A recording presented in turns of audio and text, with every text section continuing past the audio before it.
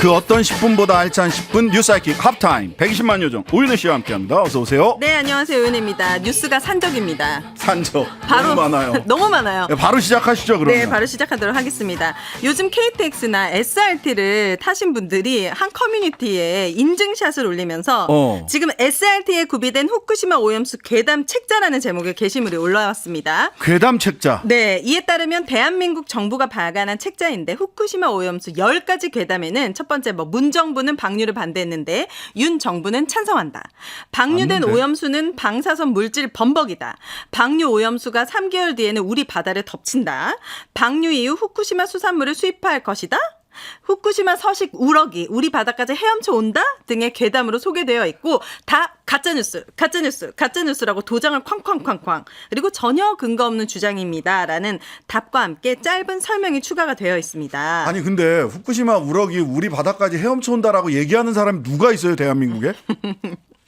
괴담 유포자 아닙니까 이 정도면은 지금? 아니 그 세슘 기준치 180배인가요? 그거 네. 나와가지고 이만큼 후쿠시마 앞바다가 오염돼 있으니 네. 이게 180배 이상 180배 맞죠? 180배 이상 세슘 이 기준치보다 많이 나오니까 이거 네. 굉장히 위험한 물 아니냐라고 얘기를 했지. 그 제기를 하는 우럭이 거죠. 네. 헤엄쳐서 왔다 이런 얘기 누가 했어? 누가? 이럴 거면 진짜 우럭 인터뷰 가야 되는데 여기에다가 또 2005년 천성산 터널 반대, 2008년 광우병 사태, 2010년 천안함 음모론, 2017년 사드 전자파 시위 등 2000년대 들어서 논란이 된 이슈도 다 괴담으로 규정을 해놨어요. 아 굉장히 억울하셨나 봐요. 그러니까요. 천성산 터널 반대 그때 지율스님이 그때 석 달 뭐 이 정도 단식하셨잖아요. 네. 그러면서 여러 가지 그리고 그다음에 광우병 같은 경우도 그때 실은 촛불을 든 국민들과 대통령 MB가 네. 사실은 손을 잡았던 거예요. 마지막으로 모양새는 갈등의 양상이었지만 결국에는 그런 국민들의 촛불의 힘을 가지고 미국과 협상해서 광우병 위험 있는 소들 수입하지 못하게 했잖아요. 막아냈단 말이에요. 예. 근데 이 모든 것들을 괴담으로 규정을 해버렸어요. 그래서 일본 정부 대변인이냐, 세금으로 일본 정부를 홍보하고 있느냐, 그러면서 한 누리꾼은 다 진짜인데 가짜라고 괴담집을 냈느냐. 이게 KTX에도 있다라는 거죠. 네. SRT, KTX. 그래서 이제 보니까 정부가 오염수 여론전에 편성한 예산이 7,380억 원이나 됩니다. 이렇게 많은 돈을 써가지고 지금 방류를 막는 거에 쓰는 것이 아니라 네. 이런 여론전이나 쓸데없는 곳에 지금 세금이 새고 있다. 다시 한번 확인을 드리는데요. 문재인 정부 때 세 가지 조건이 있었어요. 한국 전문가 파견한다 이랬는데 네. IAEA에 파견하지 않았냐. 그게 아니라 그때 윤건영 의원도 당시 네. 국정상황실장이었던 윤건영 의원 그다음에 외교부 차관이었던 최종건 전 차관 두 분이 정확하게 말씀하신 게 있습니다. 당시 우리나라 전문가를 파견한다라고 함은 네. IAEA의 그 검증단 소속으로 파견한다가 아니라 독자적으로 우리 예산을 들여서 시료도 채취하고 직접 검증한다라고 하는 의미였음을 네. 분명하게 밝혔다. 네. 따라서 찬성했다. 문재인 정부가 방류를 찬성했다라고 하는 것은 사실이 아니다. 사실이 아니다. 2021년에 방류를 최초로 결정했을 때 일본 정부가 방류를 반대한다라고 하는 정부 입장을 냈어요. 근데 지금까지 윤석열 정부는 정부 입장으로 방류를 반대한다는 얘기 한 적 없죠. 하지만 찬성한다라고도 한 적 없다라고 얘기를 해요. 하지만 과학적으로 문제가 없는데 네. 과학적으로 문제 없다는 것을 반대하는 것은 문명 국가가 아니다 이렇게 얘기를 했어요. 그러면은 찬성한다는 얘기 아닙니까? 네, 그럼 맞습니다. 어떻게 해석을 해야 돼요? 세금이 이렇게 쓴다는 거는 지금 찬성을 하고 있다라고밖에 안 느껴지고 자, 네, 두 번째 네. 뉴스입니다. 네. 한국자유총연맹이라는 단체 관계자가 윤석열 대통령의 뜻을 받아들여서 정치적 중립 정관은 삭제했다. 이 발언은 장 부총장이라는 사람이 있어요. 장 부총장이 강석고 총재님께서 윤석열 대통령의 뜻을 받들어서 오시자마자 3개월 만에 정치중립위원회라는 것을 정관에서 변경해서 없애버렸다라고 얘기를 했습니다. 요 자유총연맹이 전국에 220여 지부와 지회를 두고 있고 회원수가 300만 명. 네. 특별법에 따라서 보니까 여기 국가 보조금이 138억 원에 달하는 단체라고 합니다. 예, 자유총연맹은 원래 예전에 반공연맹이었어요. 반공연맹. 공산당? 네, 반공연맹. 네. 이었는데 여기가 이승만 대통령이 만들었고 그다음에 박정희 전두환 정권을 지나서 이제 자유총연맹이라고 이름이 바뀌었거든요. 네. 당공연맹이 전신이고요. 최근에도 과거에도 그렇게 정권에 보수 정권에 동원됐던 기억들이 그랬던 전적들이 있지만 특히나 가까이에서는 2016년 4월 총선에 동원되었다라는 의혹이 있고요.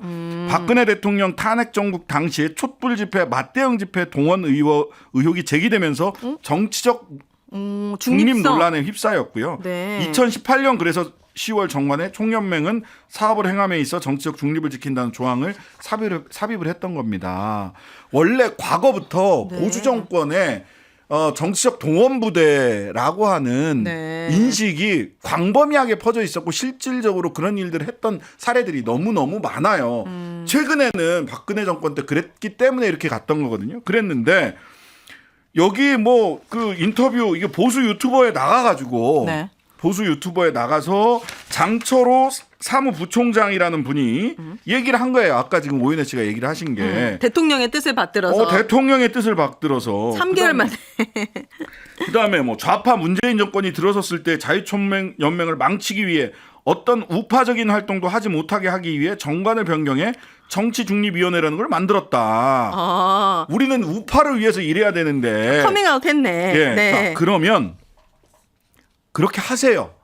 저는 그렇게 하라고 얘기하고 싶어요. 국민 세금을 그것만 받지 않으면 된다는 거예요. 그렇네. 이 138억 원 받지 마시고 그걸 받지 마시고요. 네. 중앙정부, 지방정부 할 것 없이 다 돈 받아갖고 수백억 원 받죠.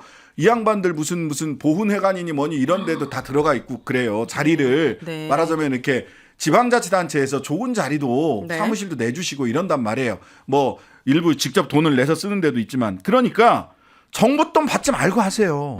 그러면 가능하죠. 그럼 가능해요. 네. 지금 소위 지금 그 정부를 대신해서 일하고 있는 보조금 사업도 카르텔이다라고 해서 다 지금 예산 자르고 있잖아요. 근데 왜 여기는 돈이 받으면서 사무부총장이 이런 얘기 하게 합니까? 물론 사무총장은 야 이거 장부총장이 오해한 거다. 우리는 그런 일 없다. 그래요? 그렇게 얘기를 했어요. 네. 근데 정치중립위원회 없앤 거 사실이잖아요. 정관에서 빠졌잖아요. 정관에서 빠진 것도 사실이잖아요. 네. 그러면 그런 오해를 받는 것도 네. 당연한 일이고 그다음에 대통령이 6월 28일 날 서울 장충체육관에서 열렸던 자유총연맹 69주년 창립 기념 행사에서 네. 오해받을 만한 이야기들을 했잖아요. 그리고 이 사무부총장이란 사람은 우파들 전체 자유총연맹이 주도해서 우파 연합체를 만들겠다라는 구체적인 목표를 제시했어요. 그렇게 되는지 안 되는지 봅시다. 그거 당신들 돈 들여서 하세요. 세금 들이지 마시고. 왜 국민들 돈 가지고 뭐 우파 단체를 명확히 하고 그렇게 하세요. 태극기도 들고 아스팔트로 나가세요. 네. 대신 본인들 돈 들여서 하시라고요. 네. 그리고 대통령은 정치적 중립 의무가 헌법에도 써져 있고 공직선거법에도 대통령의 선거 운동을 허용을 안 하고 있는데. 먹구름 위에 빛나는 태양은 현행법에 구애받지 않으십니다. 네. 구국의 지도자는 나라를 구하기 위해서 현행법은 대통령의 결단 아래에 들어가야 된다고 생각을 하는 네. 그런 결단주의적인 법치주의관을 가지고 있는 것처럼 보여요. 그걸 결단주의라고 하거든요. 네. 주권자 그리고 지도자의 결단에 따라서 법이 그것을 뒷받침해야 된다라고 하는 결단주의적인 법률관을 가지신 분들이 있고 과거에는 그게 횡행했어요. 유행했어. 그래요. 근데 그러한 결단주의적인 법률관, 법치관을 대통령과 네. 자유총연맹이 가지고 계신 게 아닌가라고 네. 의심스럽습니다. 세금이 쓰이지 않았으면 좋겠다라는 결론과 함께 두 번째 뉴스는 세 번째 뉴스입니다. 네. 고발 사주 의혹으로 재판받고 있는 손준성이라는 검사가 진급하셨어? 승진했더라고요. 이동관 방통위 이거 왔을 때는 재판받고 있다는 이유로 많은 이사분들이 해임이 됐는데 여기는 재판받고 있는 도중에 승진을 했습니다. 그런데다가 한동훈 본인이 했던 2022년 6월 문재인 정부 당시 그렇죠. 중용됐던 검사들을 법무연수원으로 보낸 이유로 감찰이나 수사를 받는 상태가 지속되는 고위급 검사 수가 늘고 있다. 그런 분들을 수사 재판하는 곳에 장기간 두는 것은 문제가 있다라고 생각한다라고 말한 것에 이렇게 반박이 되는 아주 모순이 되는 부분이에요. 아유 지금 네. 한상혁 방통위원장이나 방통위원들 이런 분들 전부 다 네. 아직 결과 나오기도 결과도 나오고 네. 기소됐다라고 해서 다 잘렸어요. 그런데 이분은 지금 재판을 받고 있는 피고인. 재판받고 있어요. 근데 일단 검찰에서 네. 징계를 무혐의 처분해주고요. 결과가 나오기도 전에. 아 진짜요? 네, 무혐의 처분해주고 이번에 승진까지 시키는 거죠. 이거 무슨 메시지예요?